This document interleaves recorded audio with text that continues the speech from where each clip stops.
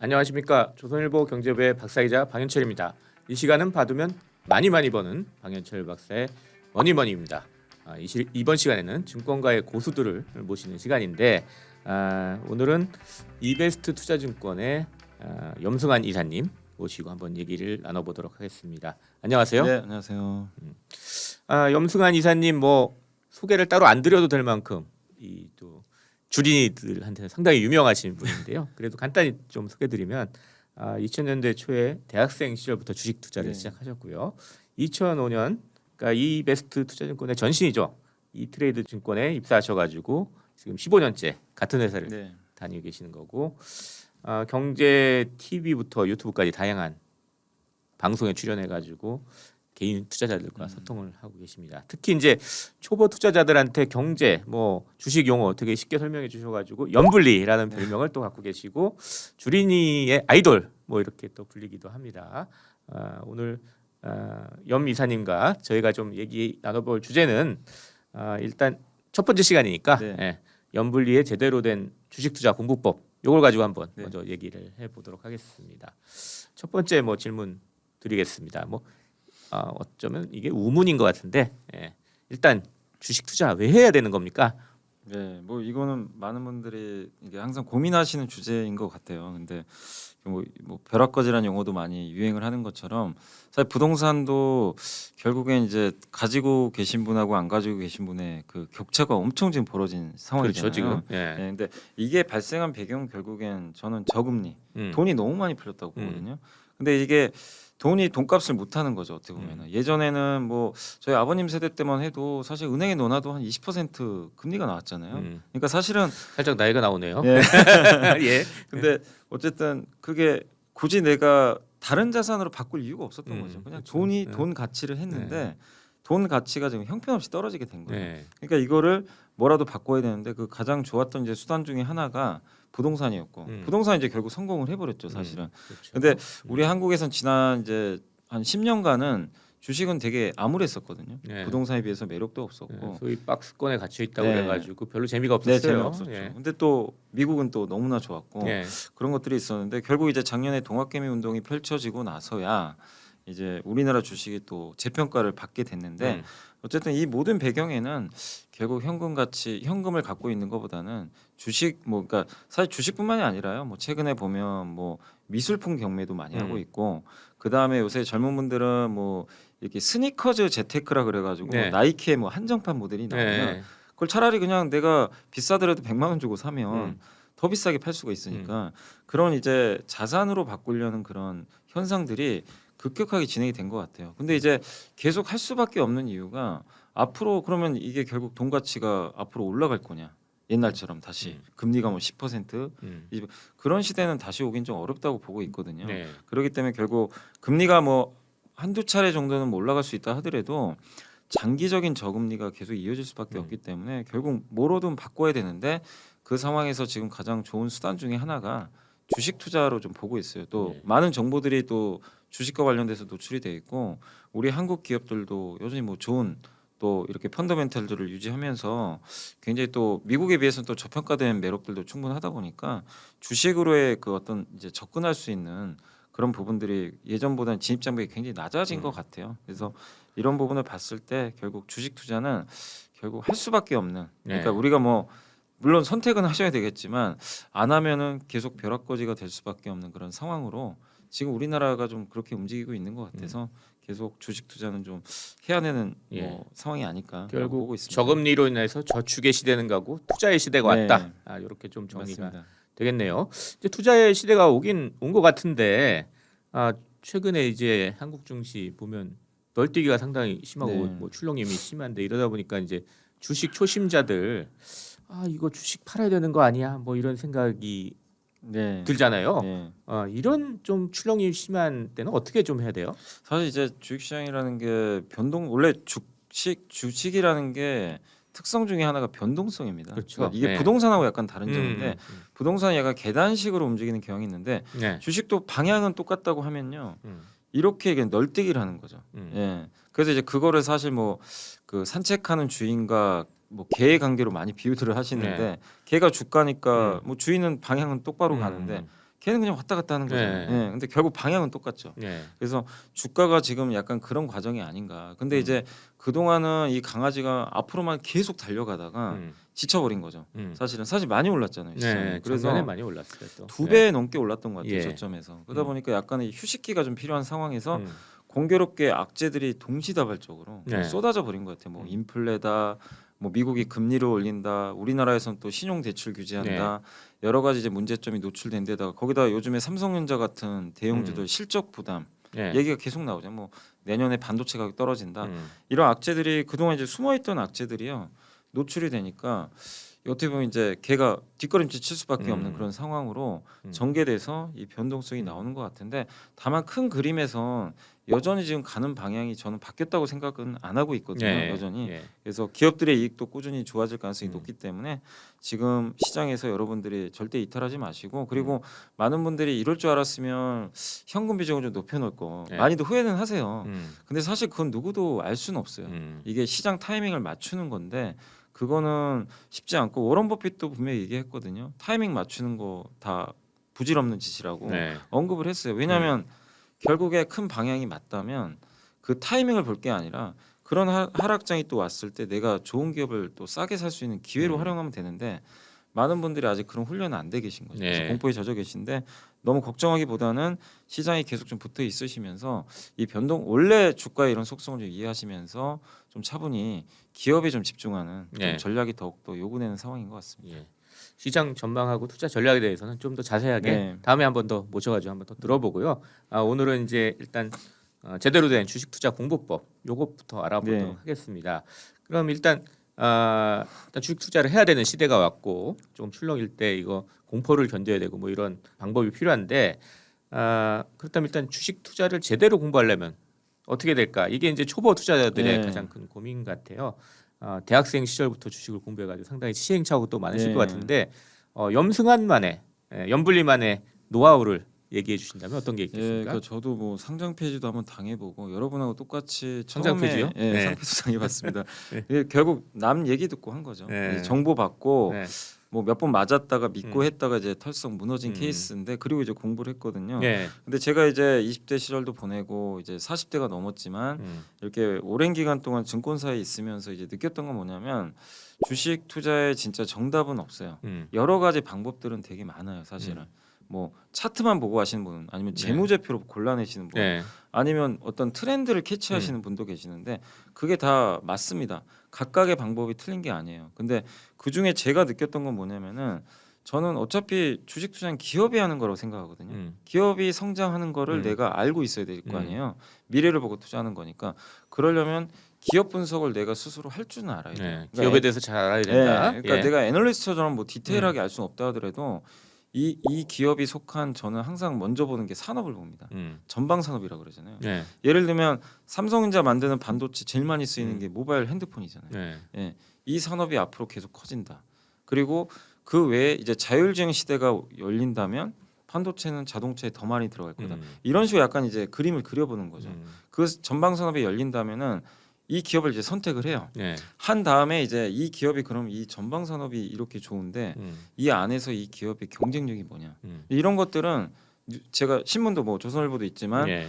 뭐 경제면이나 이런 거 다 찾아보거든요. 뉴스들이 나와요. 그런 것도 되게 좋은 참고서고 또 애널리스트들이 증권사에서 보고서를 많이 써줍니다. 삼성전자 뭐 반도체 산업이라든가 이런 걸 통해서 삼성전자의 지금 반도체 누구나 아시겠지만 예를 든 거지만 세계 1등이잖아요. 네. 그러면 이제 의심할 여지는 없는 거죠. 비즈니스 모델은 탄탄하고 그래서 그런 분석이 끝났으면 실적을 좀 체크해 보는 거죠. 재무제표 공부를 해가지고 예. 재무제표 보는 것도 어렵진 않아요. 시중에 책도 많으니까 매출, 영업이익은 잘 나오는지, 꾸준히 성장하는지 이런 거라든가 흔히 요즘에 뭐 PER 얘기도 많이 하는데 네.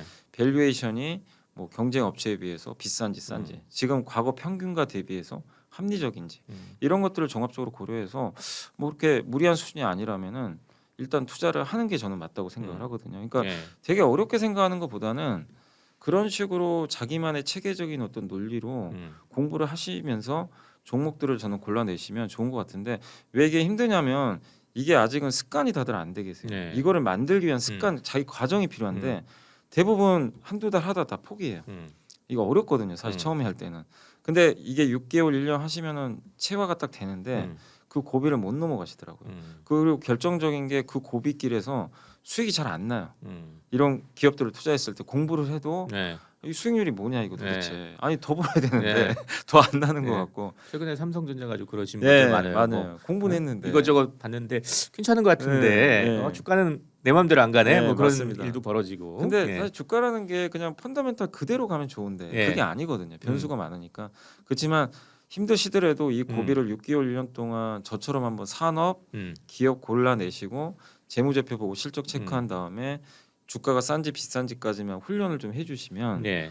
이게 체화가 되면 어느 기업도 다 적용이 가능하거든요. 그래서 여러분들이 이런 순서로 한번 저는 투자를 한번 해보실 걸 좀 권유드리고 싶습니다. 그럼 뭐 이제 일단 산업을 앞으로 잘 나갈 산업을 자기가 좀 체크를 해보고 네. 그다음에 거기서 그 기업을 좀 찾아보고 네. 그다음에 실적을 체크해 본다 그랬는데 그럼 구체적인 좀 정보들은 기업에 대한 정보들은 어떻게 얻는 게 좋습니까? 저는 이제 산업이잖아요. 네. 산업에서 공부하기 제일 좋은 거는 신문이에요, 사실은. 그래서 주로 뭐 경제신문도 있고 여기 조선일보에도 네. 비즈면이 있잖아요. 예, 예. 그런 데서 산업 기사를 심층적으로 다루시잖아요. 네. 근데 그런 것들을 보통의 그냥 투자자분들은 그냥 읽고 아 그런가 보다 하고 대부분 넘어가세요.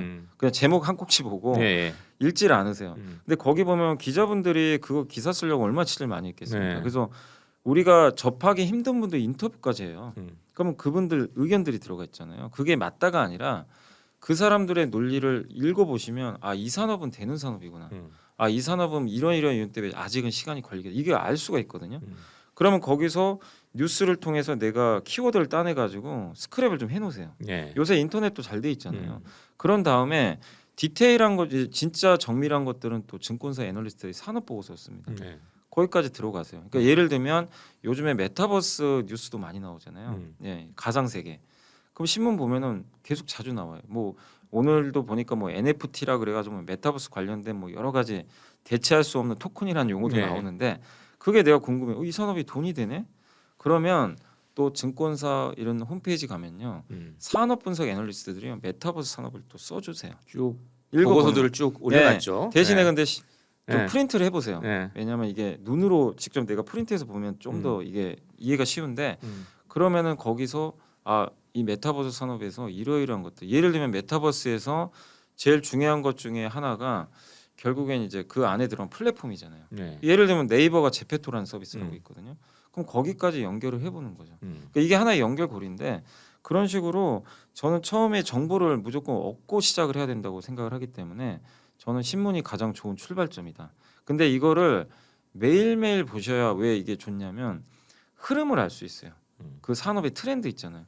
아, 요거는 조금씩 좋아지는데 이건 좀 꺾이는데 이게 매일매일 보다 보면은 알 수 있으니까 주로 신문 위주로 좀 그 한번 공부를 네. 해보시면 좋을 것 같고 그 다음에 이제 내가 거기서 기업을 만약에 선택을 했으면 다음으로 하실 거는 이제 전자공시 같은데 자주 들어가시면 좋은 게 전자공시 금감원에서 운영을 하는데 네. 모든 기업들은 자기의 데이터를 정보를 공개적으로 네.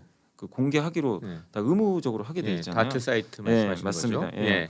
거기서 1년에 4번 분기 뭐 사업 보고서 같은 게 발간이 돼요. 실적 네. 시즌에. 그러면 거기 사업 보고서나 분기 보고서를 보면 기업이 그 사업의 그 현황이라고 있어요. 거기에 뭐 예를 들면 뭐 조선일보가 상장은 안 돼 있지만 예를 들어 상장돼 있다고 치면 조선일보를 이렇게 자세하게 우리 회사 뭐 하는 회사인지 다 알려줍니다. 예. 매출 비중부터 어떤 회사고 뭘로 수익을 내고 공장 뭐 예를 들면 공장 가동률이 있으면 가동률은 얼마고 리스크 요인은 뭔지 다 알려주거든요. 근데 그거 가지고 이해가 안 되면 회사에 전화도 한번 해보세요. 이게 주식 담당자분들이 되게 전화해도 돼요? 회사에? 상관없습니다. 예, 다 알려줍니다. 요새 많이 이게 바뀌어가지고 예. 담당자분들도 되게 친절해지셨어요. IR 담당자라고 해서 예, IR 예, 담당, 각 맞습니다. 회사에 예. 그 저기 투자자들 관리하시는 분들 따로 맞습니다. 있죠. 예. 예, 예. 그래서 궁금하니까 너무 이런 건 제발 묻지 마세요. 주가 왜 빠지든지 그분들도 잘 몰라요. 예, 예. 근데 내가 전자공시 보다가 어려운 용어들이 있어요. 도대체 네. 이거 이 회사 이거 왜 하는 건지 궁금할 때 있으면 물어보시면 친절히 설명해 주니까 그런 걸 통해서 내가 아, 이 회사 한번 선택을 해봐야 되겠다. 그러면 투자 결정 하시면 돼요. 그러니까 남의 얘기 듣고 하는 게 아니라 아니면 남한테 얘기를 듣더라도 이론 과정으로 내가 직접 공부를 한 다음에 투자를 하면은 좀 더 명확한 그림이 그려지는데 남의 얘기만 들으면 그냥 그 사람의 의존만 하게 되고 네. 주가가 빠졌을 때는 방법이 없어요, 사실은. 그래서 이런 스타일대로 한번 공부를 꾸준히 해보시고 사실 이제 뭐 전자공시 사업보고서 재무제표 기업 분석하는 건 책도 되게 많아요. 이게 서점에 나가시면 예. 그런 것들은 나중에 시간 되시면 여유 있을 때 한 번씩 예. 디테일하게 공부해 보시면서 이렇게 보완해 나가시면 되게 좀 도움이 되지 책도 않을까 하나 싶습니다. 쓰셨더라고요. 관련된 거. 네, 주린이가 가장 알고 싶어하는 최다 질문. 네, 톱 탑 77. 77. 예. 예. 거기에 그 뭐 책도 뭐 그런 거 상세히 또 용어 설명을, 같은 거 예, 맞습니다. 해 놓으셨더라고요. 자, 그렇게 해서 이제 뭐 주식 공부하는 방법 예. 좀 알아보고, 혹시 그러면 투자 노트, 뭐 투자 일기 이런 것도 좀 쓰시나요? 아니면 투자 일기 같은 거. 예. 예, 저는 이제 매일 기록을 해놔요. 그런 그러니까, 식으로 예. 뭐 아침마다 정보들 나오면 예. 다 좀 업데이트를 예. 해놓고 있습니다. 염 이사님도 다 예. 매일같이 예. 정리를 하고 계시다고 하니까 저희도 한번 따라서 해봤으면 좋겠습니다. 자, 그런데 이제 아까 이제 저 시작할 때 한번 예. 얘기했는데, 이 각종 지금 최근에 악재들이 터져가지고 이게 불안한데, 이럴 때 이 좀 초보 투자자들은 그냥 생각 없이 또 주식을 팔아버리기도 하잖아요. 그 네. 이런 어떤 기준, 자기가 만든 기준에 딱 설정해서 그거에 맞춰가지고 파는 게 아니라 그냥 휩쓸려가지고 팔기도 하는데, 주식을 팔 때는 어떤 시점에 좀 파는 게 괜찮은 거예요? 그러니까 기업이나 시장이나 다 결론은 똑같거든요. 네. 악재가 노출이 되면, 그러니까 아직 현실화가 안 돼도요. 이러이러할 것 같다는 전망들이 우세해지면 주가 빠지고, 물론 좋아질 거라고 전망이 나오면 당연히 올라갑니다. 근데 이제 그 힘든 게 그런 악재들이 이제 계속 노출이 되기 시작할 때 공포 분위기가 막 조성이 돼요. 네. 막 언론 뉴스도 마찬가지고 많은 이제 정보들이 나오다 보니까 본인 스스로가 이 기업이나 시장에 확신, 그러니까 자기만의 주관적인 관점이 없게 되면 네. 그냥 휘둘리게 돼요. 아, 이러이러한 악재 때문에 이제 내 기업 끝났구나. 이러이러한 호재 때문에 정말 이제 이 내가 가지고 있는 게 행복회로 돌리죠. 우주로 가겠구나. 이런 상상을 하면서 주가, 그러니까 기업의 본질 가치보다는 그런 부분에 되게 민감하게 이제 반응을 하면서 본인 마인드가 굉장히 흔들려 버리거든요. 그러니까 흥분도 하고 공포도 느끼게 되는데, 결국 중요한 게 뭐냐면은, 그러니까 제가 아까 말씀드린 대로 내가 가지고 있는 기업을 알고는 있어야 돼요. 어떤 이유 때문에 앞으로 좋아질 거고, 어떤 리스크가 분명히 있을 거고. 근데 예를 들면 어떤 리스크가 생겼어요. 예를 들면 삼성전자가 지금 요새 메모리 반도체 가격이 내년까지 빠질 거라는 전망이 나오니까 네. 급락을 해요. 근데 그거는 사실 올해 초부터 나왔던 뉴스거든요. 근데 계속 나오면서 주가에 지금 반영을 하고 있는데, 이렇게 판단을 하는 거죠. 지금 이 상황에서 삼성전자를 내가 잘 아는데 그러니까 어차피 내년까지 빠지는 거 이제 반영됐다고 생각을 한다면 내후년에는 좋아질까? 여기에 대해서 내가 고민을 해보는 거예요. 네. 근데 분명히 반도체는 사이클이니까 어느 시점에서 좋아진다. 그걸 내가 확신을 한다면 공포에 질릴 게 아니라 사실 더 사는 거죠. 왜냐하면 내년 안 좋아지는 걸 지금 반영을 해버렸잖아요. 네. 그러니까 재료는 반영하면 사실 끝이거든요. 더 이상 악재는 아니에요. 근데 새로운 악재가 또 나오면 빠지는 건데, 이걸 내가 생각을 하고 있다면 굳이 팔 이유는 없는 겁니다. 근데 내가 이런 거죠. 내가 삼성전자를 샀던 배경이 내년에도 반도체가 좋을 것 같아서 난 샀다. 근데 완전 지금 정반대 상황이잖아요. 내년에 안 좋을 것 같다. 그럼 내 아이디어가 틀린 거거든요. 그럼 그럴 때는 인정을 하고 잘라내야 돼요, 사실은. 네. 그러니까 여러분이 생각한 아이디어가 다 있어요. 어떤 아이디어인지는 알 수는 없어요. 각 삼성전자, 뭐 LG화학 산 아이디어는 다 제각각이에요. 네. 근데 거기에 맞춰서 내가 생각한 아이디어가 틀리지 않았으면 가져가는 거고, 틀렸으면 일부 리스크 관리도 하는 거고. 그 시계열을 길게 봐서 분명히 내년 안 좋아져도 2, 3년, 4년 이렇게 좋아진다면 견뎌내는 거죠. 그러니까 그런 거에 대한 어쨌든 고민들이 크시겠지만, 결론은 내가 기업만 잘 알고 내 네. 아이디어만 이렇게 명확하게 그림이 그려져 있다면 저는 전혀 흔들릴 필요가 네. 없다고 생각하거든요. 그래서 지금 시장 너무 어렵지만 여러분들이 가지고 계신 기업들 다시 한번 좀 아이디어 점검 해보시면 좀 좋을 것 같아요. 주식을 처음 샀을 때 왜 샀는지 꼭 적어놔야 될 것 네. 같습니다. 그 아이디어를 가 틀렸는지 맞는지 그걸 체크하려면요. 자, 그럼 마지막으로 이제 좀 정리하는 입장에서 좀 그 앞서 나왔던 얘기들도 뭐 사실 다 네. 정리해 보는 입장에서 이 시장의 흐름이나 이 악재 이런 거에 휩쓸리지 않고 현명하게 투자하는 마음가짐을 갖추는 방법, 이걸 좀 정리한다면 어떻게 좀 정리하시겠습니까? 그러니까 이제 우리 마음 속에는 네. 너무 큰 수익을 내고 싶은 욕망들이 누구나 있잖아요. 네. 옆에 뭐 친구가 당연히 한 더블 이상 수익이 나면 나도 음. 벌고 싶고, 근데 그거는 친구의 수익이고 음. 주식 투자 결코 만만치 않고요. 굉장히 변동성도 크기 때문에 다른 어떤 자산에 투자하는 것보다 마인드 컨트롤이 되게 중요하거든요. 예. 근데 그럴 때마다 흔들릴 때마다 나도 같이 흔들려 버리면 결국 남는 게 하나도 없어요. 그냥 빠지면 손절하고 이제 주가 올라가니까 따라서 추격 매수하게 되고 결국 이제 손실만 가중되는 그런 상황이 나올 수밖에 없기 때문에 결코 여러분들이 그런 변동성에 노출되지 않도록 마인드 컨트롤을 좀 잘해주시면 좀 좋을 것 같고 네. 아까 서두에도 좀 잠깐 말씀드렸지만 지금 돈을 자산으로 바꿔야 되는 상황이거든요. 네. 근데 이 자산이 또 새로운 자산을 계속 불려줘야 돼요. 그 가장 좋은 것 중에 하나가 배당 같은 거거든요. 주식은 또 장점 중에 하나 배당을 주잖아요. 네. 근데 은행 금리에 5에서 6% 이상 주는 5배, 6배 이상 주는 기업들도 되게 많아요. 아, 최근에. 그런 배당 수익 나온 때가 네. 있죠. 근데 이 기업이 앞으로 나쁘지 않아요. 돈도 벌고 배당 수익률도 4에서 5, 6% 나와요. 꾸준하게. 그러면 그런 기업들을 내가 싸게 잡았으면 여러분들이 보통 수익이 좀 나면요. 이걸 끌고 가질 못하시더라고요. 그냥 뭐 표현이 그렇지 홀라당 팔아버리세요. 그냥 네. 너무 쉽게. 근데 손실은 그냥 끌고 가세요.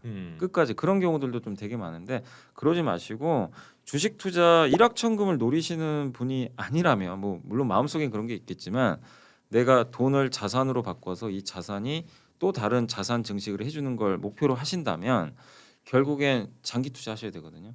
고배당주라든가 안정적인 기업들 위주로 장기 투자하셔야 되는데 그게 어쨌든 어떤 조그만 수익이 나서 그냥 내가 흔들려 가지고 파는 경우들이 너무 많이 발생하는데 그걸 좀 극복하시는 마인드 컨트롤. 그러니까 내가 왜 주식 투자를 했는지 먼저 생각을 하시면 좋을 것 같아요.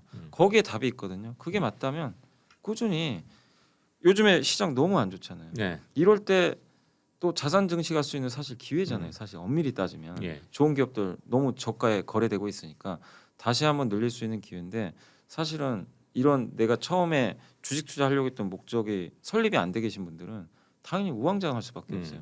큰 돈 그냥 주식 쉬우니까 대충 해도 먹겠지. 이런 마인드로 대부분 많이들 하시거든요. 근데 그렇게 생각하지 마시고 자산을 불린다는 생각으로 투자하신다면 장기 투자가 당연히 되게 되고 뭐 앙드레 코스톨라니도 그 얘기를 했었어요. 오스트리아 유명한 이제 투자자인데 주식은 머리로 돈을 버는 게 아니라 엉덩이로 번다. 그러니까 장기 투자에 대해서 굉장히 좋은 말씀을 해주신 것처럼 여러분들도 한번 좀 긴 마인드로 투자하셨으면 좋을 것 같습니다. 오늘은 2022년 주식시장 전망과 염승환의 솔루션이라는 주제를 가지고 한번 이야기를 해보도록 하겠습니다. 지난 시간에는 좀 주식 투자 공부법에 대해서 네. 얘기했는데 이제 좀 구체적으로 들어가가지고 올해 증시랑 내년 증시 전망까지 좀 해보도록 하죠. 네. 일단 내년 증시 전망 어떻게 하십니까? 올해 하반기부터 시작해서 쭉 내년 증시까지 이렇게 좀 얘기를 해주시죠. 그러니까 올해 하반기는 굉장히 지금 좋지 않은 증시가 이어지고 있고요. 뭐 10월도 지금 증시가 많이 빠져서 4개월째 지금 내려가고 있더라고요. 증시가 보니까 그래서 지난 8개월 연속 상승을 뒤로하고 하반기부터 이제 꺾이는 모습이 나왔는데 결국 이제 두 가지 축인 것 같아요. 내년 시장이 어떻게 될지는 이것들이 해소되느냐에 달려 있는데, 그러니까 지금 증시가 빠지는 이유는 우리나라가 비싸서는 사실 아닙니다. 우리나라 이제 절대적으로 저평가된 건 다들 인정을 하기 때문에 미국 증시랑 비교하면 상당히 싼 거예요. 굉장히 우리나라 주식은. 맞습니다. 그런데도 이제 우리나라는 좀 사이클 산업이다 보니까 지금 첫 번째가 경기 모멘텀 둔화거든요. 그러니까 경기가 역성장한다는 게 아니라 이런 거죠. 50% 성장하다가 30% 성장하고 20% 모멘텀이 꺾였다 그러거든요. 이제 증권가에서 그 논리로 지금 시장이 약간 조금 미리 조정을 받고 있어요. 그러니까 내년도는 올해보다 성장률은 떨어진다. 지금 수출 증가율이 역대급이잖아요. 그런데도 이런 좋은 수출에도 시장은 뭘 걱정하냐면 이거 결국 꺾이는 거 아니야? 그러니까 약간 경기 모멘텀에 대한 둔화 우려. 근데 이 상황에서 모멘텀이 둔화되는데 이 옆에 중국이란 나라는 전력난 때문에 요새 경기 둔화에 또 직면하고 있잖아요. 근데 중국은 지금 시진핑 주석도 그렇지만 그냥 가만히 있거든요. 부양책을 옛날 같으면 부양하려고 하지 않는 것 같아요. 의지도 중국은. 없고 오히려 막 규제만 더 하려고 하고. 그러니까 이제 시장이 이게 뭔가 쎄한 거죠. 아니 보통 이게 경기가 모멘텀이 꺾이고 둔화되면 미국도 그렇고 중국도 뭔가 부양책을 옛날 같으면 썼거든요. 안 쓰는 거예요. 그러니까 이제 이거에 대한 잠재적인 불안 의식이 있는 거죠. 가뜩이나 추운데 옷을 덮어주지는 않고 지금 오히려 뺏으려고 하니까 미국 연준도 마찬가지잖아요. 지금 테이퍼링 하려고 하고. 그러니까 이런 이제 우려감이 지금 시장에서 반영이 되면서 지난 이제 3, 4개월 동안 우리나라 주식시장이 되게 안 좋았고 그리고 근데 이런 기저에 또 가장 결정적인 역할을 했던 게 뭐냐면 물가입니다. 뭐 다들 아시겠지만 천연가스 가격이 너무 올라가고 네. 중국의 석탄 가격이 급등하면서 네. 인플레를 막 자극한다 그러잖아요. 근데 경기가 좋을 땐 상관이 없는데 경기가 갑자기 이렇게 움츠리고 있는 약간 움츠려 주는데 이 상황에서 물가 오르는 걸 뭐 흔히 경제학 용어로 뭐 스태그플레이션 예. 이게 1970년대 오일 쇼크 얘기들 많이 꺼내시잖아요. 이런 사태가 발생하면 또 어떡할까? 그러니까 이런 축 때문에 시장이 굉장히 지금 불편해하고 있어요. 근데 결국 이게 만약에 계속 장기화 되면 사람들이 지갑에서 돈을 안 뺍니다. 물가는 올라가잖아요. 예, 근데 경기는 점점 위태하면 내 소비 여력은 떨어지는데 비싼 제품 내가 굳이 왜 사? 그럼 기업의 마진이 꺾이게 되고 그럼 이게 또 고용에도 악화를 주고 그러니까 이게 온갖 총체적으로 난국으로 빠지는데 근데 마치 지금 시장은요 이거를 그냥 마치 진짜 그렇게 될 것처럼 반영을 해버렸어요. 스태그플레이션 네. 진짜 오는 것처럼. 그래서 한국 증시가 2,900까지 네. 지금 코스피 지수 PER이라고 하거든요. 한때 우리나라가 1월 달에 15배까지 갔어요. 근데 지금은 10배까지 떨어졌습니다. 근데 그 배경에는 이러한 불확실성이 자리 잡는데 그러면 내년 전망은 되게 단순해요. 이게 해소될 거냐 아니냐. 이걸 예측하면 되거든요. 네. 근데 가장 큰 이슈가 뭐죠? 이걸 초래한 가장 근본적인 게 모든 게 다 공급 부족입니다. 뭐 다들 아마 신문 기사 통해서 느끼셨겠죠. 공급 병목 현상이라고 많이 들어보셨을 거예요. 네. 코로나 때문에 출근을 못 하고 공장 가동이 안 되니까. 근데 이거는 코로나 백신 접종이 되고 이런 것들이 가속화. 요새 동남아 공장들도 좀 돌아간대요, 조금씩. 네, 베트남도 예. 또 시작한다는 얘기가 맞습니다. 있어요. 예. 예. 그럼 결국 리오프닝 되면서 해결될 이슈잖아요. 그리고 기업들이 이걸 느꼈기 때문에 그 뒤에 뭐를 하냐면요. 설비 투자를 들어가요. 재고가 없어요, 지금. 예. 그래서 제가 이게 오늘 찍고 있는 뭐 이 시간에도 보니까 애플 아이폰이 예. 애플에서 1,000만 대 생산을 줄인다고 하더라고요. 왜냐 이유가 반도체 공급이 안 된대요. 부품이 지금. 없어가지고. 근데 예. 그 이유가 아이폰을 살려는 사람이 없는 게 수요가 아니라 없는 게 아니라 부품이 없어서. 예. 예. 근데 이거는 장기화될 이슈는 절대 아니거든요. 제일 무서운 게 수요 없는 게 제일 무서운 거고. 근데 이건 비정상은 저는 정상화 된다고 생각을 해요. 예. 그러니까 제가 생각하는 내년 전망은 저는 밝다고 보는 이유가 이 요소들은 다 해결될 이슈라고 저는 생각하거든요. 시간은 저도 모르겠어요. 이게 한 달 후에 해결될지 뭐 당장 2, 3개월 후가 될지 아니면 네. 내년 하반기가 될지 모르는데 주가는 어쨌든 내년도를 지금 반영해서 안 좋게 네. 이미 반영을 했기 때문에 저는 별로 나쁠 건 더 이상 없다. 그래서 이게 해결이 되면 물가도 안정화되고요. 물가 안정화되면 미국도 중국도 그러니까 특히 중국은 부양책 카드를 또 꺼내줄 수가 있어요. 내년에 뭐 시진핑 주석이 뭐 사면임 한다는 얘기도 자꾸 나오는데 네. 그러려면 중국 경기도 살려야 되거든요. 그러니까 이런 것들을 우리가 추정을 해봤을 땐 결국엔 실타래가 전 풀릴 가능성이 높다고 봐요. 나중에 경기 부양까지. 네. 그렇게 보면 내년도 주식시장에 대해서는 우리가 부정적으로 볼 필요는 없다. 그래서 지금의 이런 악재들을 이용해서 오히려 좀 비중을 좀 늘릴 때가 아닌가. 저는 개인적으로는 좀 그렇게 생각을 하고 있습니다. 제가 최근에 이제 월스트리트 프로그램을 진행하면서 보니까 제이미 다이먼, 뭐 JP 모건 체이스 네. 회장은 공급망 부족이 올해 다 해결돼서 내년은 괜찮을 거다. 네. 뭐 이렇게 얘기를 하기도 하고 파월 미 연준 의장은 물가 우려하면서 내년까지 네. 갈 것이다 하면서 내년에는 네. 해결될 것. 뭐 이런 식으로 네. 암시를 하고 있는데 내년에는 뭐 이런 게 다 해결이 됐으면 하는 네. 희망입니다, 네, 진짜. 저도 예. 그렇습니다. 예. 근데 이제 그 주식 투자 작년에 이제 시작하셨던 초보 투자자들 이런 분들은 작년에 상승장을 딱 맛보고 올해도 또 상승장 코로나에서 회복되면서 또 상승장을 맛봐야지 했는데 이게 갑자기 지금 한 4개월 정도 막 혼전 상황에다가 갑자기 근데 뭐 스태그플레이션 우려다 뭐 이런 것까지 막 네. 걱정들이 네. 곳곳에 터지니까 되게 불안해하시는데 네.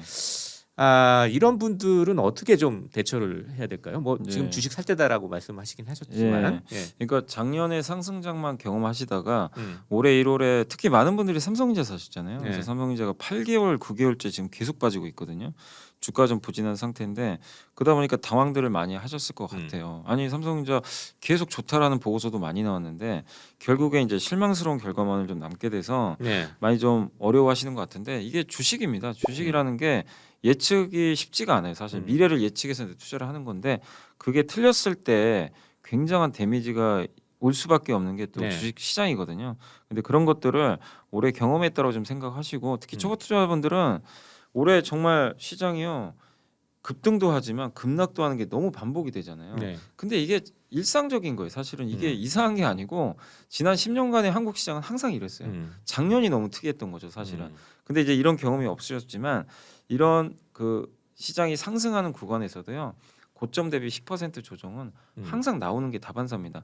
근데 그럴 때마다 주식 비중을 줄여놓고 현금 늘려놓고 시장 떠나신 분들의 결과는 다 안 좋았어요. 근데 끝까지 시장에 붙어 계시고 차라리 현금을 늘리는 것보다는 오히려 좀 공부를 더 열심히 하셔가지고 좋아지는 기업으로 약간 리밸런싱 한다 그러나요? 이게 네. 포트를 교체하는 거 있잖아요. 좀 더 나은 섹터나 업종으로 그런 분들의 결과가 되게 좋았어요. 그렇기 때문에 여러분들이 좀 어떻게 보면 어려운 장이었지만 어차피 겪어야 될 또 하나의 경험이었어요, 사실은. 예, 그렇기 때문에 이미 좀 경험을 하셨다고 좀 생각을 하시고 너무 스트레스 받지 마시고 이럴 때일수록 아까 제가 그 일부 시간에도 한번 말씀드린 것처럼 네. 지금은 계속 어떤 기업, 어떤 산업이 좋아질지 거기에 더 집중하셔가지고 공부를 계속 해보시는 전략이 좀 필요할 것 같아요. 그러니까 어쨌든 2021년 시장 난이도도 굉장히 높고 어려운 시장이었지만 반드시 급등장 후에는 이런 기간 조정 무조건 나오는 장세거든요. 네. 이런 경험은 나중에 여러분들한테 저는 또 투자하는 데 있어서는 좋은 경험이 될 수 있다고 생각하니까 너무 이거를 좀 나쁘게 받아들이지 않으셨으면 좋을 것 같습니다. 방금 삼성전자 말씀하셨는데 네. 이 한국 증시를 사실 전망하려면 삼성전자 빼놓고선 네. 얘기를 할 수가 없잖아요. 네. 국내 시가총액 1위고. 그래서 이제 그 결국 이제 삼성전자가 다시 턴을 할 것이냐 뭐 이런 게 핵심인 것 같은데 삼성전자만 좀 구체적으로 한번 좀 더 깊게 좀 얘기를 해보죠. 그러니까 예. 삼성전자라는 기업은 이제 우리나라를 대표하기 때문에 네.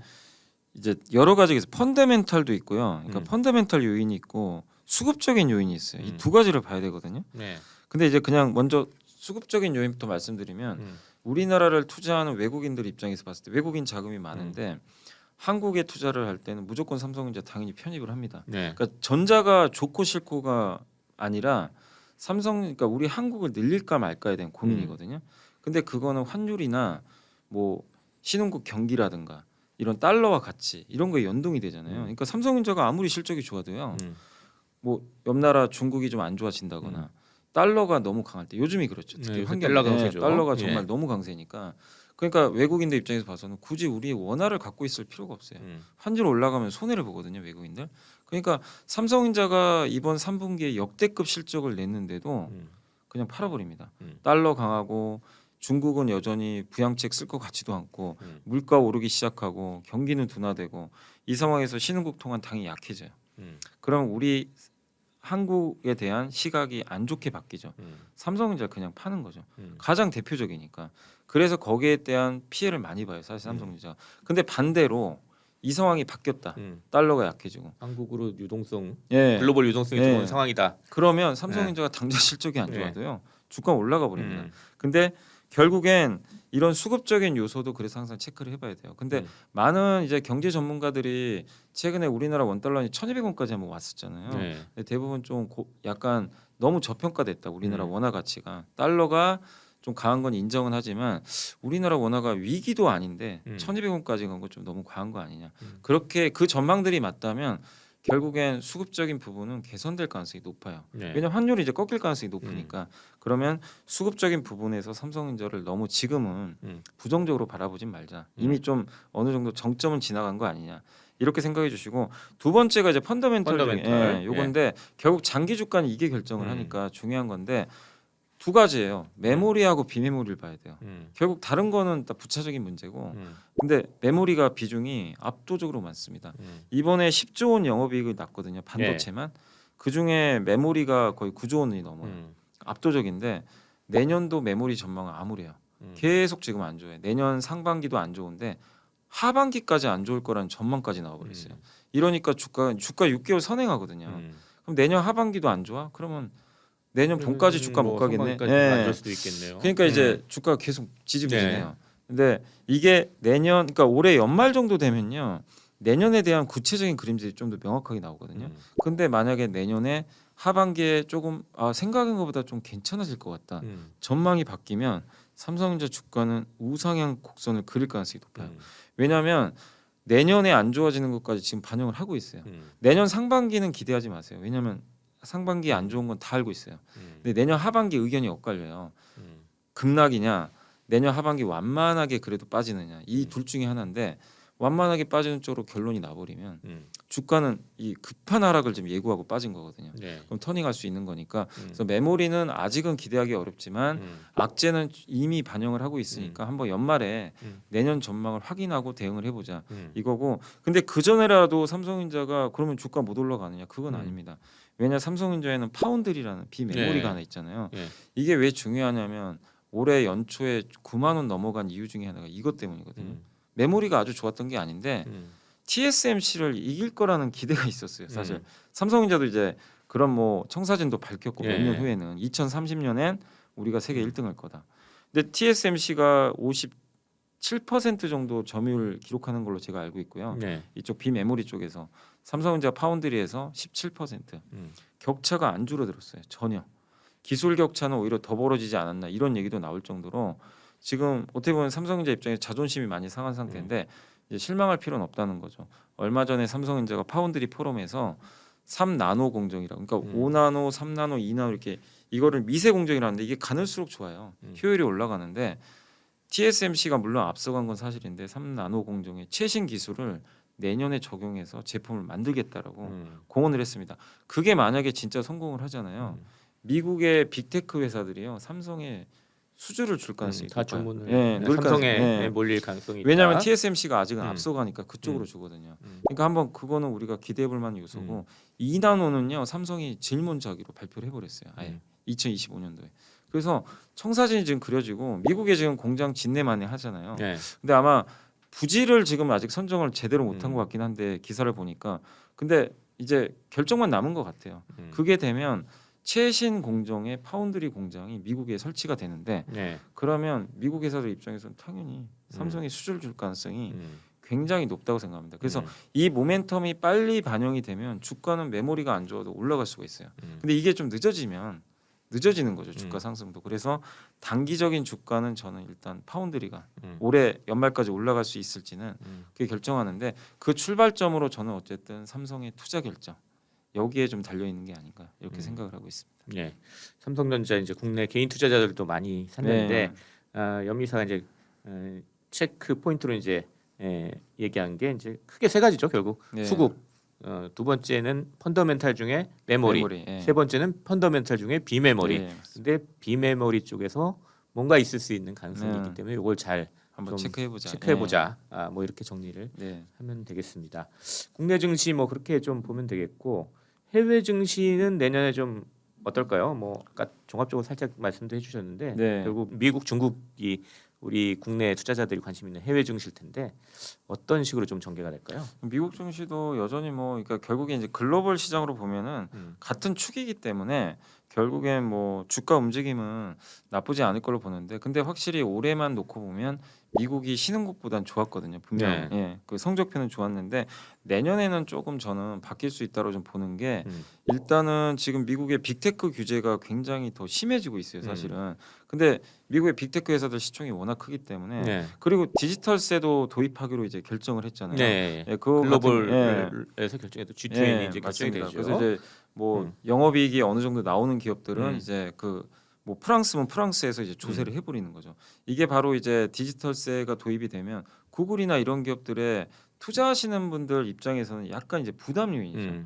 비용이 나가게 되니까 그 빅테크 기업들은 세금을 더 내야 되는 네, 그런 내야 일이 되는, 예. 생기는 그러니까 거죠. 예. 기존에 이제 내지 않았던 비용이 청구가 되니까 주가의 할인 요소로 들어가게 됩니다. 그렇기 때문에 약간의 이제 부담 요인이 생길 수밖에 없고 또 누구나 인정하지만 사실 고평가가 많이 돼 있잖아요. 굉장히 좀 비싸게 거래가 되니까 플랫폼 기업들이. 근데 내년에 왜 저는 한국이나 신흥국이 좋다고 보냐면요. 가장 근본적인 원인이 지금 저는 그 바이든 대통령한테 있다고 생각해요. 바이든 대통령이 지금 원하는 게 자산 시장 띄우는 것보다는 이분의 목적은요.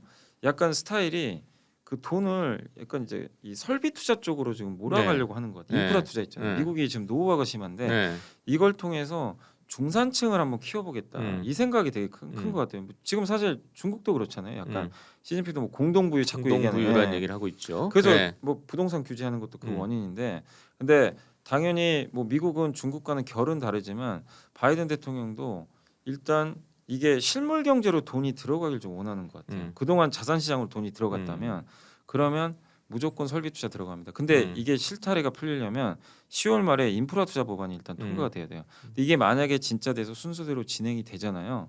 내년에 미국이 이제 본격적인 설비 투자 들어가고 제가 일부 시간에도 언급드렸지만 공급망이 지금 네. 막혀 있잖아요. 네. 혈이 이게 결국엔 푸는 방법은요. 재고 확충하면 돼요. 설비 투자해가지고 설비 투자 사이클에 들어가면 공장을 지어야 돼요.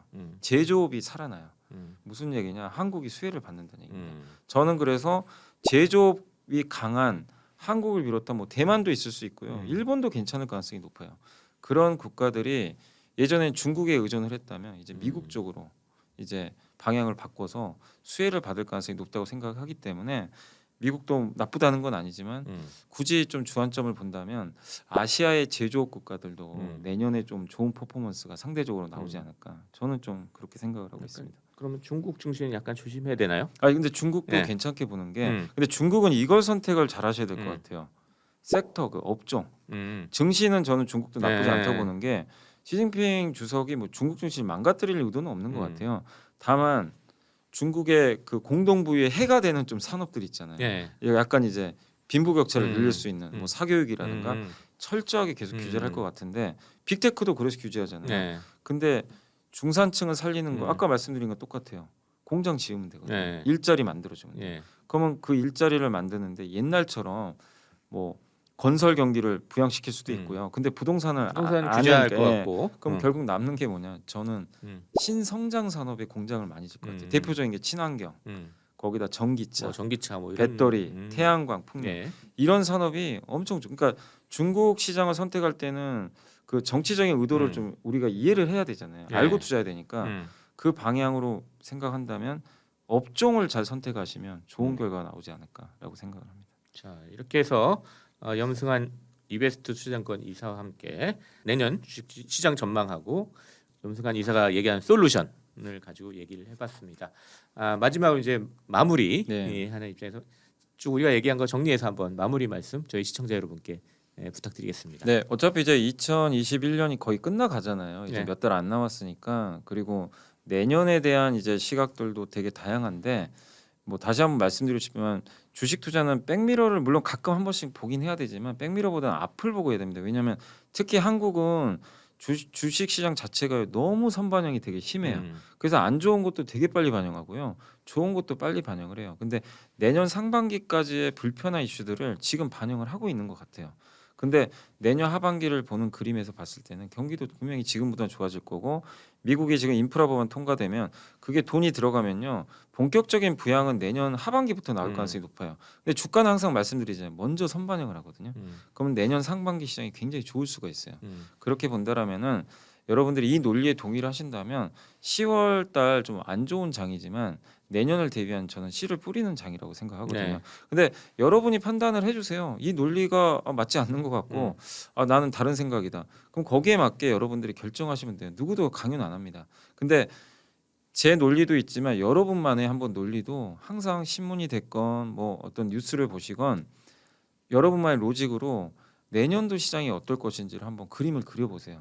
거기에 사실 그게 틀릴 수도 있지만 정답이 들어갈 수 있는 거거든요. 그래서 여러분들이 한번 이런 로직 생각하셔가지고 내년도 투자 한번 지금부터 좀 시작을 해보시면 좀 좋을 것 같습니다. 염승한이 찾은 반드시 다가올 미래. 그래가지고 미래 시장을 주도할 톱 5 네. 5가지 저기 미래 투자 아이디어에 대해서 좀 얘기를 해보도록 하겠습니다. 최근에 이제 염 이사님은 이제 특히 이제 초 투자자들을 대상으로 상당히 이제 주식시장 또 경제에 대해서 쉽게 설명해 주셔가지고 염불리라는 또 별명도 갖고 있고 주린이의 아이돌 뭐 이렇게 또 불리시는데 최근에 이제 책도 좀 내셨어요. 네. 뭐 주린이가 가장 알고 싶은 최다 질문 톱 77. 77개. 맞습니다. 그리고 또 투자 신세계라고 또 네. 여러분이 또 같이 공조한 책도 있던데 그 중에서 이제 투자 신세계 여기를 보면 이제 앞으로 다가올 미래 투자 아이디어 한 5개 정도를 좀 소개해 주셨던데 그걸 가지고 한번 얘기를 해보려고 합니다. 일단 이 우리가 코로나 위기 작년에 이제 코로나 위기를 거치고 지금도 이제 사실 위기가 진행 중이라고도 할 수 있는데 이렇게 코로나 위기를 거치면서 좀 투자 패러다임이 변했다 이런 얘기도 있고 아니다 뭐 요거 위기 지나가 버리면 예전으로 다시 돌아갈 거다 뭐 이런 얘기도 있는데 염 이사님은 어떻게 보세요? 그러니까 아니 이게 과거로 돌아가긴 좀 힘들 것 같아요. 음. 그러니까 많은 변화들이 사실 있었잖아요. 네. 그러니까 가장 첫 번째가요. 뭐든지 빨리빨리 바뀌는 것 같아요. 그러니까 속도가 너무 빠르다고 해야 되나요?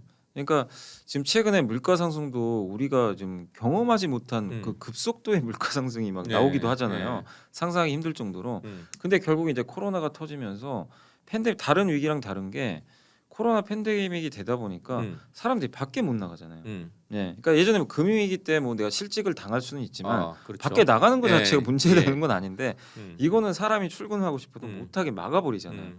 그러니까 이게 공급과 수요의 미스매치가 생겨요. 근데 사람들은 집에 있어도 먹고는 살아야 될 거 아니에요. 주문을 해요. 집에서 또 재택근무하니까 PC도 주문하고 근데 이걸 만들 공장이 없어요. 가동이 안 돼요. 그러니까 수요와 공급에 흔히 뭐 미스매치다. 네. 이러다 보니까 거기에 따른 병목 현상이 그러니까 우리가 작년에 보셨잖아요. HMM이란 기업이 주가가 거의 한 10배 이상 오랐던 배경도 운임 가격이 막 튄 거죠. 배운 회사죠. 네. 예. 그러니까 이것도 사실 어떻게 보면 정상은 사실 아닌 상황인데 코로나 팬데믹이 만든 하나의 이제 일종의 현상이었던 것 같아요. 그러니까 우리가 느끼지 못했던 이런 현상들이 계속 이루어지고 있고 언젠간 정상화 되겠지만 뭐든지 좀 급하게 빨리 변하는 그런 모습들이 좀 나왔던 것 같고 그리고 이게 비단 산업뿐만이 아니라 자산 시장에도 큰 변화를 준 것 같아요. 그러니까 주식 투자는 사실은 뭐 말씀드리지만 저도 증권업계 오래 있었지만 비주류였어요. 한국에서는 흔히 말하는 그렇죠. 주류가 네. 절대 아닙니다. 네. 이걸 얘기하면 그러니까 주변에서 몇 년 전만 해도요 주식 투자 얘기하면은 너 도박 아니야 약간 그런 인식도 되게 강했어요 사실은. 뭐 드라마에서도 주식 투자하면 항상 뭐 패가 망신한다 네. 이런 주제로도 많이 나왔잖아요. 그래서 주가 조작 항상 맞아요, 그런 거. 맞아요. 네. 이미지가 그런 너무 걸로 많아요. 연결이 돼 있죠.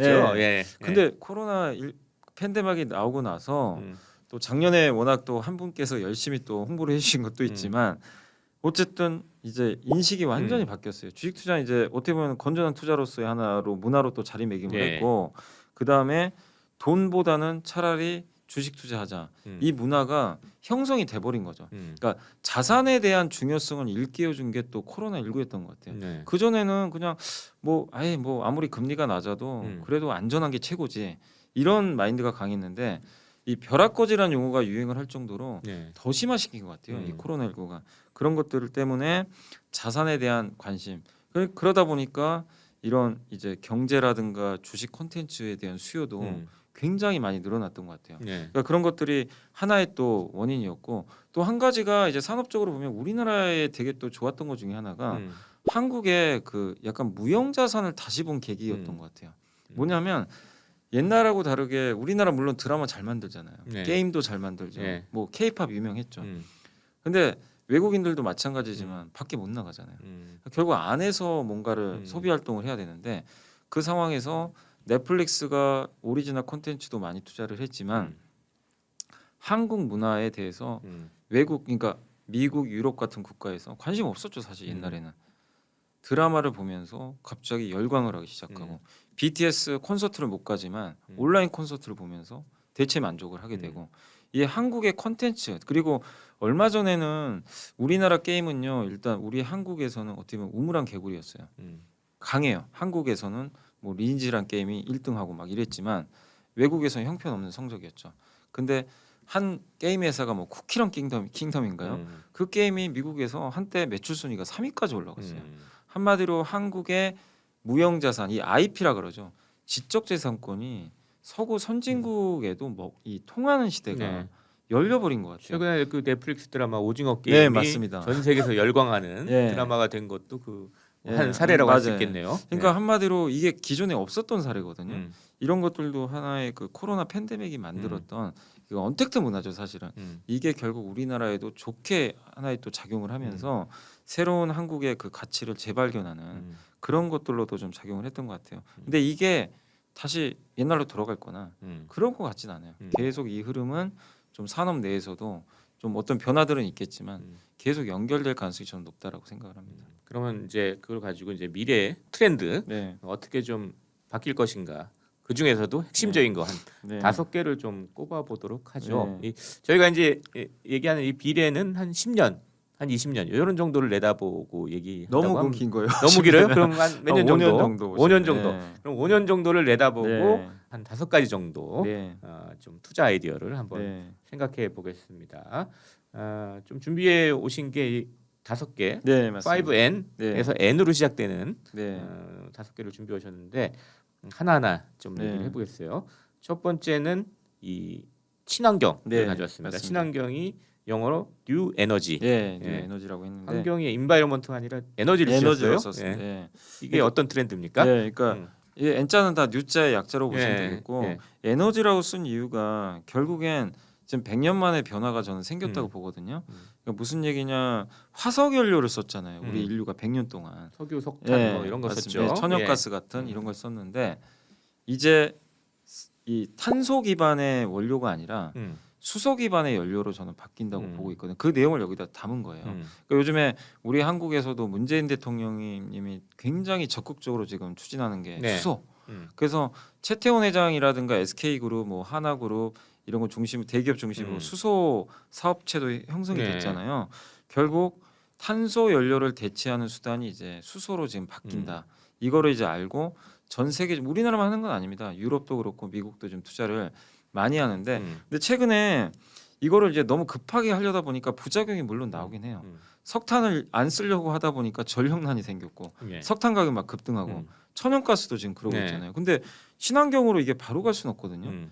이 타임라인이 필요한데 급하게 넘어가려다가 올해 지금 10월에 나왔던 이슈는 이런 연료비가 올라가면서 부작용이 생겼지만 그런다고 해서 그러면은 결국에 우리가 친환경은 안 할 거냐? 그건 아니거든요. 왜냐하면 이 전 인류가 지금 공통적으로 추진하는 게 탄소 제로로 가잖아요. 2050년까지 탄소 배출을 이제 어떻게 보면 줄여야 돼요.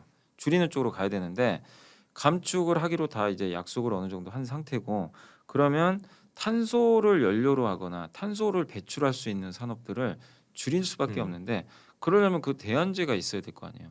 대표적인 게 뭐 태양광 풍력이고 네. 근데 태양광 풍력은 전기를 생산하는 것까지는 좋은데 저장을 못 해요.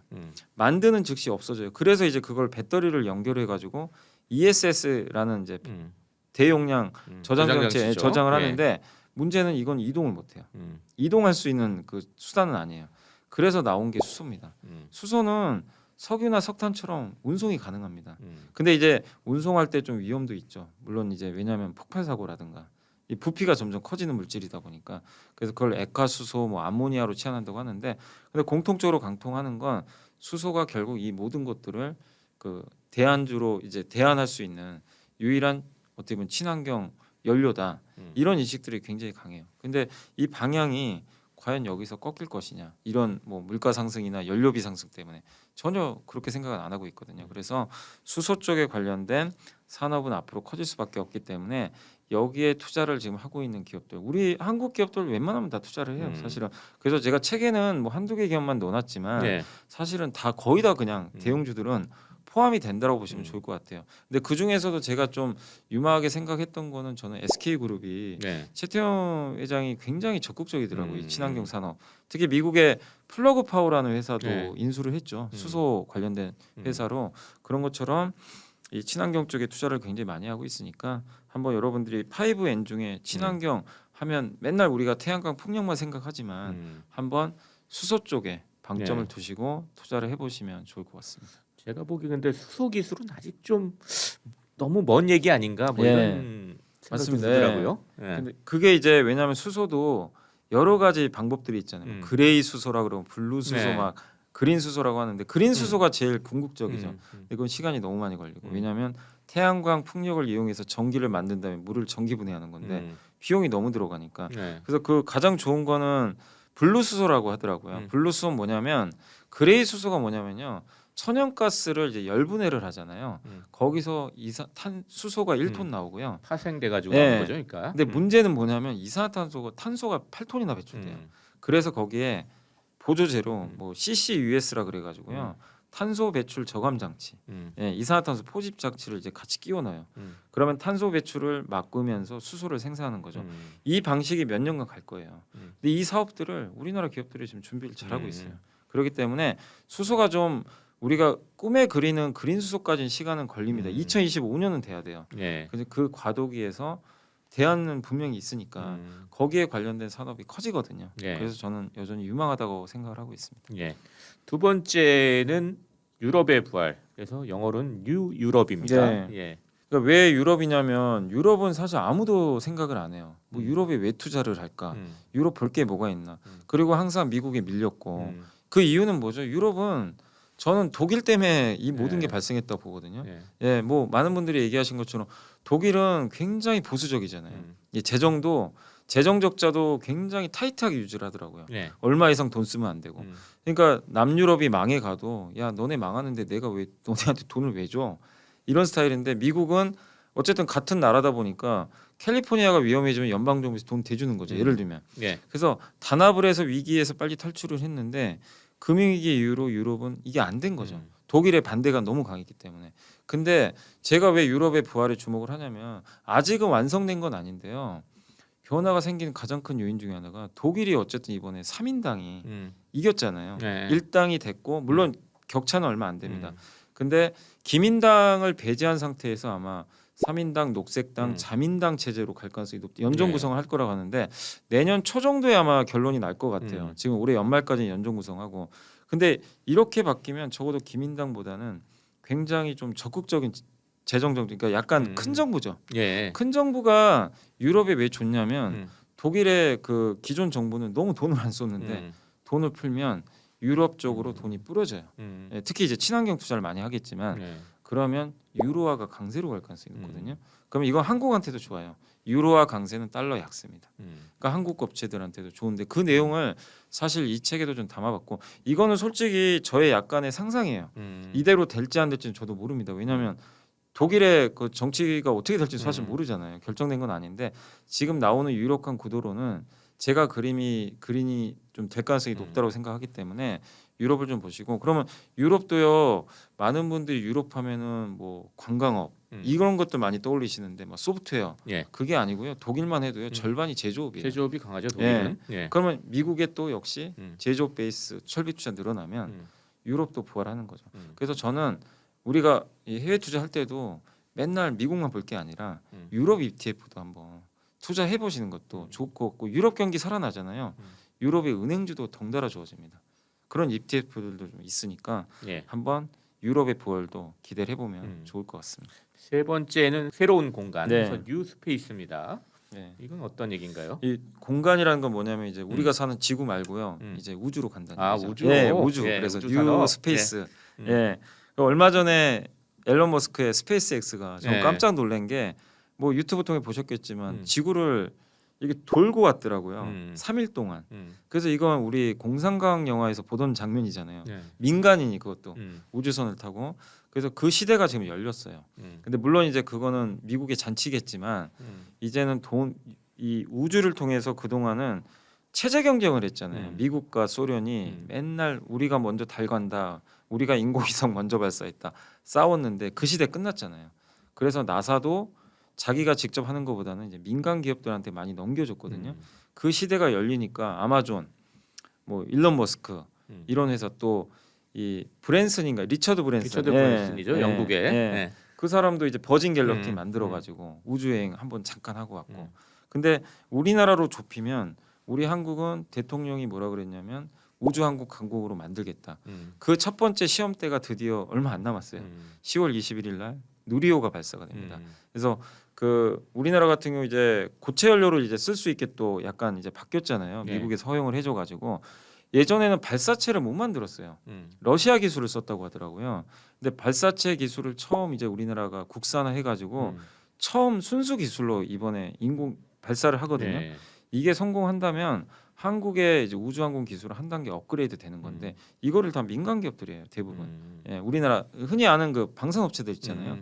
하나그룹, 뭐 한국항공우주, LIG 넥손 이런 기업들의 기술이 들어갔는데 이 시대가 이제 새로 열렸다는 거죠.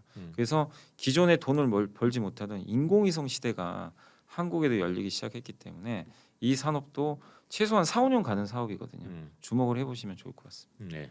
네 번째는 새로운 세계입니다. 근데 새로운 세계가 뉴 월드가 아니라 뉴 유니버스예요. 네. 음. 뭐냐면 메타버스. 음. 예, 메타버스가 그거잖아요. 음. 그 이제 가상 세계 약자잖아요. 네. 예. 그래서 이 뉴 유니버스 잡아봤고, 그러니까 이름은 새로운 세계지만 음. 한마디로 메타버스에 주목하자는 음. 얘기입니다. 예. 그래서 우리 지구 안에 우리가 보이지 않는 새로운 또 가상 세계가 실제 있어요. 여러분들이 매일 쓰는 카카오톡도 사실은 메타버스입니다. 우리가 실제로 대면하지 않고 소통하는 거잖아요. 네. 근데 이 시대가 이미 열리기 시작했고, 근데 저는 왜 우리나라한테 기회가 있냐고 생각을 하냐면, 메타버스를 하려면 여러 가지 조건들이 필요한데 첫 번째가 하드웨어가 있어야 되고요. 메타버스를 구현할 수 있는 그 플랫폼 있죠. 네. 그 플랫폼을 또 구현하기 위한 소프트웨어, 그 다음에 인프라가 있어야 돼요. 이 네 가지가 다 있어야 되는데 사실 우리나라는 이 소프트웨어를 제외하고는 다 잘해요. 그러니까 하드웨어는 뭐냐면은 그 페이스북이 인수했던 오큘러스의 그 VR 기기 많이 보셨을 거예요. 이렇게 예. 쓰고 하는 예. 그거 거기 들어가는 하드웨어, 카메라, 음. OLED 디스플레이를 우리 한국이 가장 잘하잖아요.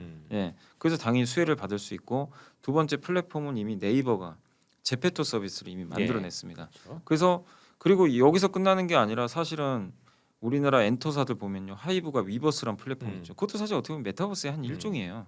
그런 것도 있고, 그 다음에 이제 하나가 인프라. 그 제일 중요한 게요, 그 5G가 좀 깔려야 된다고 하더라고요. 이 메타버스를 제대로 구현을 하려면. 그래서 5G 통신망은 우리 한국이 또 세계 최강이니까 이런 것들이 진짜 우리 한국은 이미 잘 갖춰져 있어요. 그렇기 때문에 저는 이미 기회가 생겼다. 근데 보다 생태계가 확장되려면 한국의 플랫폼 기업들이 이런 것들을 더 다변화된 제품들을 만들어줘야 되는데 이미 네이버가 그걸 출시를 했으니까 저는 계속 늘어날 거라고 보고 있거든요. 그래서 메타버스에 관련된 요 기업들 한번 여러분들 체크해 보시면 좋을 것 같습니다. 마지막에는 새로운 소비 뉴 컨슈머입니다. 예, 요거는 뭐냐면은 그 K자형 양극화 소비라고 많이 들어보셨을 것 같아요. 그러니까 비싼 건 너무 잘 팔리고 아예 싼 것도 잘 팔려요. 중간이 없어요. 그러니까 스파 브랜드라고 하나요? 이렇게 패스트 패션. 중간에 좀 약간 중저가 브랜드인데 약간 포지셔닝이 애매한 그런 의류 회사들이요. 요새 매출이 잘 안 나온다고 하더라고요. 근데 반대로 아예 명품, 완전히 가성비 좋은 브랜드 있죠. 이런 건 또 너무나 잘 팔린대요. 그런 시대가 이게 코로나 때문에 만들어졌는데 한번 여러분도 곰곰이 생각해 보세요. 진짜 싼 제품은 찾아서 막 소비하러 다니시잖아요. 근데 중간 제품 살 바에는 해외여행을 좀 안 가서 그럴 수도 있는데 아예 그냥 더 주고 사고 그래요. 비싼 명품을 네, 사거나. 맞습니다. 예. 그래서 백화점 명품 매장에 줄도 많고, 흔히 그런 얘기 많았잖아요. 올해 상반기에 나왔던 것 중에 가장 특이한 현상 중에 하나가 소나타 살 거면 그냥 그랜저 산다. 그랜저 살 거면 제네시스 산다. 왜냐하면 같은 돈이면 조금 더 비싼 걸 사버리세요. 예. 이 소비에 또 여유가 생기다 보니까 이게 양극화를 만들었는데 무슨 얘기냐? 아예 비싼 제품을 만드는 브랜드 회사, 아무리 비싸도 가격을 올려서라도 판매할 수 있는 회사들, 대표적인 게 유럽의 명품 회사들이잖아요. 이런 회사들을 아니면 아예 저가로 가는 상품들 있죠. 초저가 상품을 만드는 그런 회사들, 그런 회사들로 나눠서만 가는 거지. 중간에 굉장히 어중간한 브랜드의 제품을 만드는 기업들은 좀 이런 지금 코로나 이런 이제 팬데믹 이후에 발생될 이런 현상에서는 저는 좀 도태될 가능성이 저는 분명히 높다라고 좀 생각을 하거든요. 그래서 K자형 양극화에서 새로운 소비 패턴이 발생을 했고, 어쨌든 가격을 정가시킬 수 있는 기업을 사자는 겁니다. 이 소비자들이 저항하지 않고. 예. 대표적인 게 우리나라 기업은 아니지만 예를 들어볼게요. 코카콜라 같은 기업도 저는 수혜주라고 보는 게, 코카콜라 가격이요 1,000원 올린다고, 물론 예전보다 덜 마실 수는 있겠지만 어쨌든 사람들은 코카콜라 크게 브랜드 줄지는 않을 것 같아요. 예. 마시게 됩니다. 음. 뭐 10,000원 올리는 건 아니니까. 그런 기업들을 찾아보시라는 거예요. 가격 저항이 없는 기업들, 그런 기업들의 가치가 점점 올라가지 않을까라고 생각을 하고 있습니다. 예, 소비 트렌드가 바뀌는 거 이것도 예. 체크해서 새로운 투자 아이디어를 좀 네. 찾아보자 이런 말씀이셨습니다. 네, 자, 지금까지 염승한 이베스트 투자증권 이사님을 모시고 미래 주식 시장을 주도할 톱 5에 대해서 얘기를 나눠봤습니다. 마지막으로 이제 저희 시청자 여러분께 마무리 말씀 좀 부탁드리겠습니다. 자, 이게 제가 이제 총 3번에 걸쳐서 다양한 주제로 한번 이제 말씀을 좀 드려봤는데, 투자에 절대 정답은 없고요. 뭐 제 말도 마찬가지입니다. 근데 다만 여러분들이 합리적으로 추론을 해서 아이디어를 생각하신 다음에 투자하시면 저는 그게 정답이라고 생각해요. 투자 결과가 안 좋다 하더라도. 근데 이런 것들이 계속 반복적으로 쌓이게 되면 나중에 엄청난 자산이 되고 평생 투자할 수 있는 밑거름이 될 수 있습니다. 그리고 여기 이제 조선일보의 이런 좋은 또 유튜브 채널도 여러분들이 그런 아이디어를 확립하는데 저는 분명히 좋은 도움이 된다고 생각하거든요. 저보다 훨씬 좋으신 분들이 또 많이 나오시니까 그런 분들 의견 잘 경청하셔가지고 아이디어 줄기를 잘 이렇게 갈라내셔가지고 투자하는데 좀 도움이 되셨으면 좋겠습니다. 저는 또 다음에 또 불러주시면 또 찾아뵙도록 하겠습니다. 예, 감사합니다. 네. 지금까지 함께해주신 이베스트 투자증권의 염승환 이사 그리고 저는 조선일보 경제부의 박사기자 강현철이었습니다. 그럼 다음 시간에 또 뵙도록 하겠습니다. 감사합니다.